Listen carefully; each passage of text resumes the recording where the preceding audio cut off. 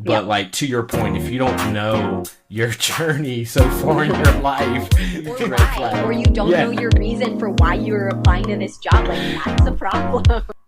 Outputs are great, but you have to tell the story, how it's the thought process and the journey of how you got there. A lot of people can stumble upon success one time, but can you duplicate it, right? Totally. But it's a very competitive environment and your resumes for every job, and so you really want to stand out. But as an interviewer, that's what I want to listen to. What did you as an individual do? And number one thing, if there's one thing that people take away from this, the number one tip is... Hello, listeners, and welcome back to another episode of Method and Madness in Product. And today we're joined for our final time with Steph. Oh, what a bummer. I've been having so much fun recording these. Likewise. So thanks again, Steph, for joining me. And a lot of our theme was like talking about what it's like to be in product management, what to expect in product management, and also how to break into it. And so we're going to end our kind of mini series here with tips to win a product manager job interview. So I know we have a lot of experience with what to expect as hiring managers. We've done lots of interviews together. A lot. Interviews before we've met at other organizations. So I think things have changed a little bit over the years as this has become a more prominent field, I should say, that everyone wants to kind of get into. But a lot of the core foundational regular interview things still apply, but with this being such a niche and specifically skilled type of role, I did want to bring you in on sharing ways to, in your opinion, of how to ace that product manager interview, because we know that looking to land that dream product manager job with the completion of fierce and the stakes are high and you need more than just a good resume to make the cut. Just what are some of your tips, tricks, and some of your gems you can drop to the listeners? Nice gems. I usually get Manny gems, but today I'm going to throw out some Steph gems, I guess. I think about this topic all the time. I mean, I've done a ton of hiring, as you said. I also recently started a new job like 3 months ago. So I was in the throes of it from the other side. And I think I just wanted to share some thoughts, some tips that worked well for me as a job searcher. And then also just the way that I think when I'm hiring. I think the number one thing, if there's one thing that people take away from this, the number one tip is when you are looking for a product job, the most important thing is to focus on your impact and your outcomes. Quantify that as much as possible. It's a job in which your success looks at outcomes, right? Outcomes of your product, outcomes of what was your impact on the business, what was your impact on users, if there are other customers, what was your impact there? Being able to understand metrics and report on those and make smart decisions. And if you are doing that job well, or if you haven't had that job yet, but you want to demonstrate that you have the skill set, the knowledge, the know-how to be successful, that looks like numbers and a keen awareness of your impact. I can promise you that every resume I see that says, such and such product manager, best ever company, and then a job description, a list of like managed a backlog, wrote user stories, drafted wireframes. Like, I'm not going to talk to you. I know it sounds harsh, but it's a very competitive environment and there's too many resumes for every job. And so you really want to stand out. And for me as a hiring manager, the way has always been like, how do you differentiate yourself and how do you quantify that? Because I think that really makes resumes stand out. Beyond the resume, that also has to shine through when you're being asked interview questions. Tell me about a time you did X, Y, and Z, like quantify it, talk about your impact. I know a lot of people, and this gets into a lot of gender dynamics too, but a lot of times, people will say that women or introverts or, whatever it might be, that you don't want to come across as bragging. You don't want to come across as, it was all me. But as an interviewer, that's what I want to listen to. What did you as an individual do? And of course, give credit to your team, give credit to others around you. but it needs to come through that you had an impact on the place that you were working and the people around you, and that's what I want to know. So yeah, that's my absolute number one tip. I can obviously talk about many more, but in the interest of me not droning on for an hour about impact and outcomes, I'll pause for a sec. Yeah, and also too, I think when highlighting your skills and experience, I think you hit the nail on the head. Like far too often we talk about the output, and Yeah. there's that missing connection between output and outcome. And Yes. so the outputs are great, but you have to tell the story how that impacted the organization, how you helped impact the team, what decisions that you've made or didn't make, right? Like, because for everything that you've accomplished, there were some things you had to say no to. Yeah. I would say I love when we talk about or talk with candidates or with an interviewee, and they talk about some of the things that they're like, I had to say no to this. We thought it would be X, but we said no to do Y, and this had a greater impact. And I'm Mm, glad I made that decision. Or I didn't make the right decision, and I will reflect it, and I understand now why that was maybe not the right decision. But based on the data as to why I made that decision, sometimes it's not about the right or wrong of what your outcome was. It's the thought process and the journey of how you got there. yeah. And that's important because a lot of people can stumble upon success one time, but can you duplicate it? Right. And Totally. and that's what I like to measure. Like, show me the consistency or your process of thinking of how you operate and how you were able to duplicate success. Yeah. And even if once or twice it didn't work, if you're like 5 out of like 7, like you're winning. So it's really the brand that you mentioned and selling yourself, even though we're not saying you did it without the help of your team members, but Of it's course. like, how Not do you realistic. correlate that Yeah, to for your sure. impact? Because were you Yeah. present or were you actively present? Yeah, and were you thinking? Were you engaged? Why were you making certain decisions? How did you This is because, to your point, if you just like finger in the air, I feel like I should do this, like intuition is important to a degree, but you got to put some, method behind that. So I think being able to explain why you made certain decisions. And then the other piece is, if it was a grand failure, like cool, it happens, but what did you learn from it? Because you don't want to go through that again. And then if you're talking through an example, the coolest thing you could do is say, I royally screwed up over here, but hey, 6 months later, I turned around, I faced the same situation, I handled it differently, and here was the impact, which I can quantify by saying I had a $20 million lift in revenues for my company. It's all very methodical, but I think if you keep asking yourself, okay, so what, right? Like, the outputs, so what? Well, it's a means to an end, and the end is the impact, and that impact is really that so what that you're trying to get to. Absolutely. No, 100% agree. And you keep saying method behind and I know, I saw hence the smile. method and madness, Method and madness. like it really is. It's the, I would probably say like understanding your resume and what you've accomplished and sifting through the strategic and the tactical, because this really is a strategic role. Like even if you're a product owner, um, you know, some companies have these descriptions: product owner, product manager, interchangeably, but really a product owner is more tactical and a product manager is more Sure. strategic.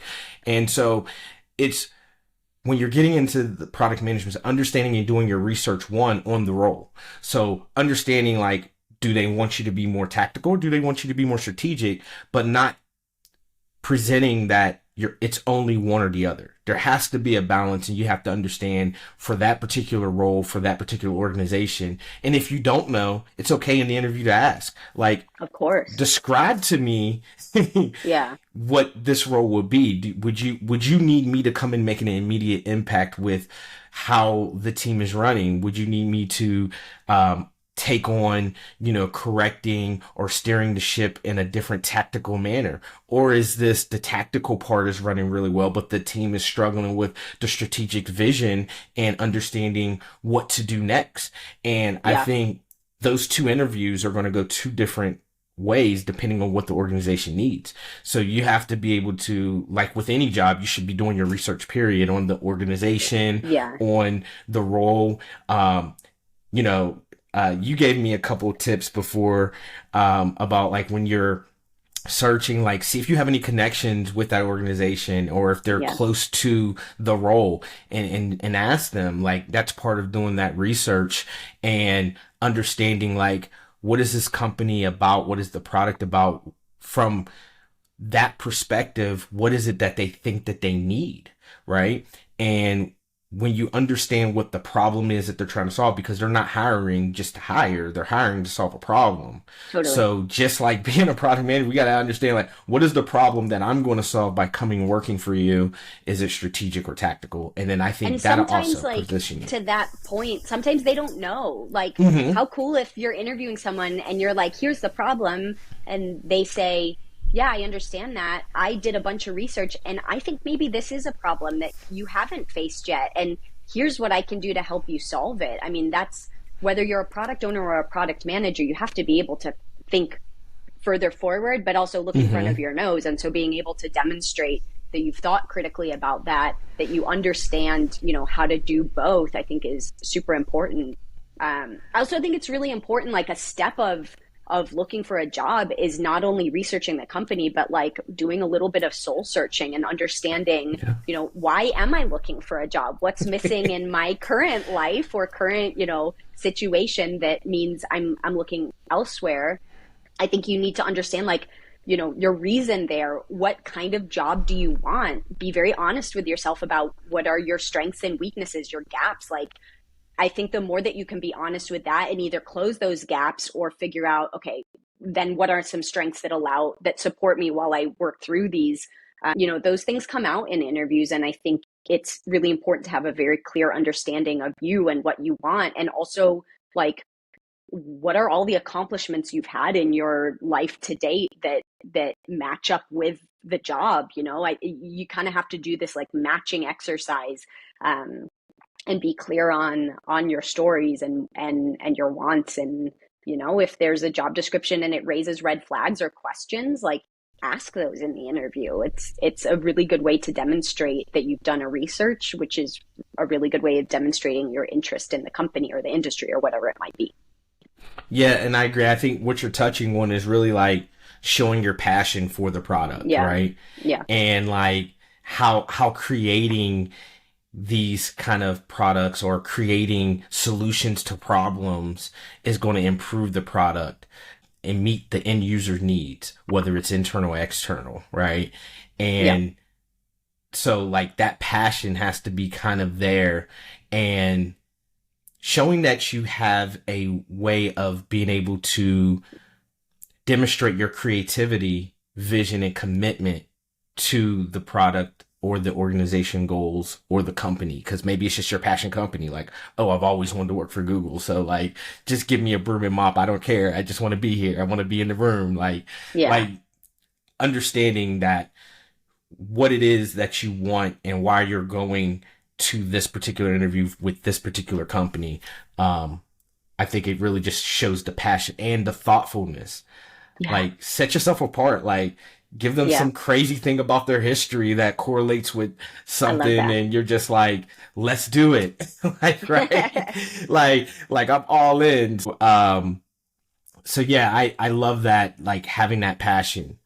Anything else you can think of?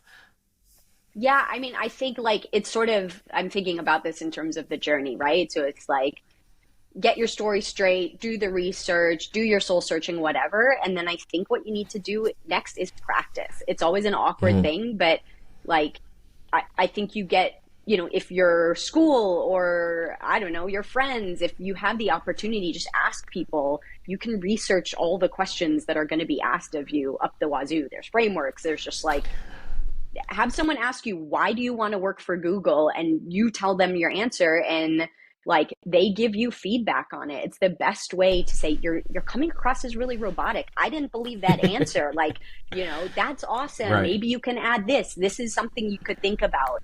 It's, ask everyone around you, and I think the more that you can practice, the more that you sort of the responses and the numbers and the details you Mm-hmm. want to get through just sort of absorb, and it becomes a more natural train of thought. I now we interview virtually. I think I've almost only done virtual interviews in my whole career. And another thing that's always like red flag, this person is do not pass go directly to jail, are the people that you can tell have notes. And, there's a fine line between like, you have your resume up, you don't want to flub the details or whatever, and so you can check it and then come back and I talk to you, or whatever it might be. But I have had people that just blatantly like, I was a product manager, and it's just like, it's so robotic. And the way around that is, this is your own stuff. You should know it. If you don't know it, Yeah. or you're not confident, or you get nervous, the more you practice, the easier it becomes. And then your personality can shine through, and, it's, you can actually have a conversation, and you get out of that interview as much as the interviewer does. Yeah, I agree. I think it's okay to have notes like for specific numbers, right? Like if you want to Of say like course. I impacted, X amount of dollars and this decision saved the organization X amount. Yeah. But like to your point, if you don't know your journey so far in your life, that's a Or huge red why, or flag. you don't know Yeah. your reason for why you're applying to this job. Like, that's a problem. Yeah, absolutely. Yeah, no, I think the last thing I would say, listeners, is just remember that job hunting and job interviewing is a skill and it is a job within itself. Like, Yeah. you know, very rarely once you get further along in your career, um, and you're, whether you're going up or whether you're switching careers, um, one interview, you land a job, or that one job that you or organization you apply to, you get it. Like, it really is a daunting task, no matter how skillful you are, no matter how seasoned you are, because markets change, the Yeah. economy change. And so approaching it, understanding that it is going to be a job, I think also to help set the foundation that like it's not something that you're just going to quickly just hit this button, hit that button, have a conversation, and then be hired. So just understand the process and understand how the process changes over time.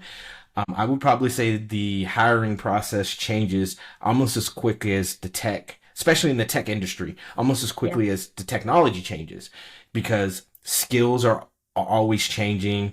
What we thought was the new end was maybe a trend, and now we're all moving to AWS cloud, and we need to, as product managers, understand the difference between AWS and GPC, and just understanding the different cloud formats and what are the similarities, what are the differences, where I have to skill up in. And it's okay not to have all the technical skills. Talk about that. Be like, hey, I see we're moving here, learning about more AI tools. Haven't had much exposure, but I've been playing with this, and I think the market's moving there, and I want to learn more about it. So I think having those discussions as well also opens up the door to letting the future employer know that you have a growth mindset, you're keeping up with the trends of the industry, and Yeah. that if they hire you, you're not going to get hired at a particular plateau and then never grow beyond that.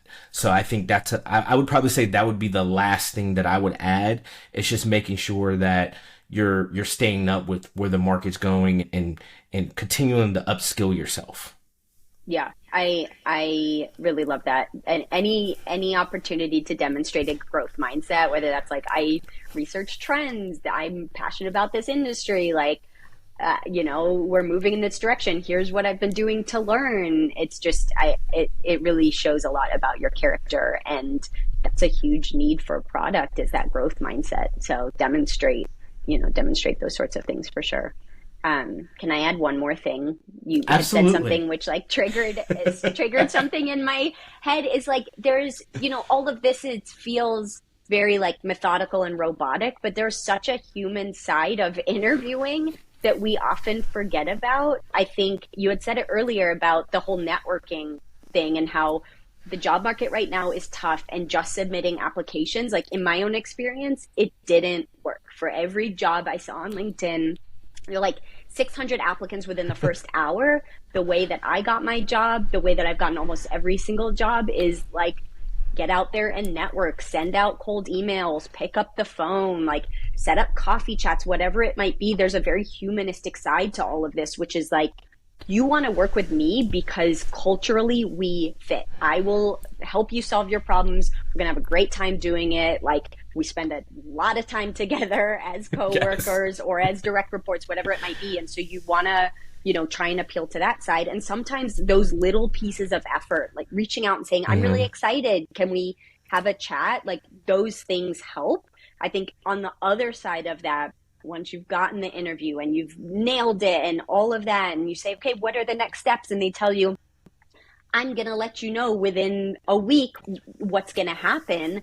Follow up. Like, it is so important. I know that this goes sort of falls by the wayside a lot, but write that thank you email. If you don't have their Mhm. email address, ask the recruiter. If the recruiter's not getting back to you, find them on LinkedIn. Like, do your due diligence, send a thank you. Don't make it be a bland thank you, but show that something you guys talked about hit home, and send an article or say, I really love the conversation we had about AI in healthcare. I'm looking into it more. I think it's just really a good opportunity to Yeah, show again, absolutely. like, I'm interested in this company. I follow up. I take initiative. You want to hire me. So any little thing you can do along the way, any way that you can bring your personality out, show that there's another human on the other side of this, like those little pieces, I think really do go a long way. Yeah, no, I 100% agree. And yeah, I think you hit the nail on the head again. And that was a great last ad, because like you said, this is, especially in this role, it is such a humanized experience. Like, everything we do is relationship building. Yeah.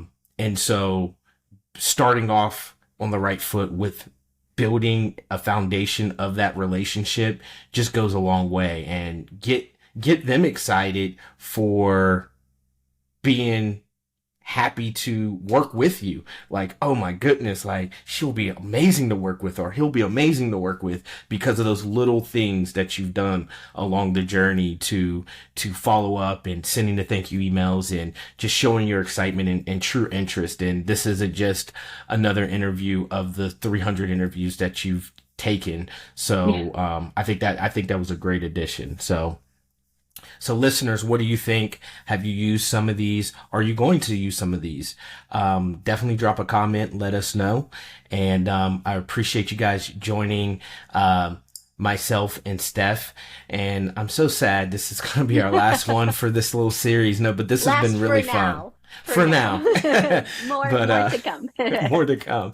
But really appreciate you joining us, Steph, and good luck on your product launch. I know you've been heads down working on that recently, and I'll continue plucking away at mine. And listeners, until next time, thank you for joining. Hope you enjoyed and learned as much as we did from this episode. If you haven't yet, follow us on all of our social media platforms for more awesome and insightful product leadership, discussions, and content. Check out the description for the links. Don't hesitate to message us with any comments, recommendations, or questions. Looking forward to our next discussion. Until next time.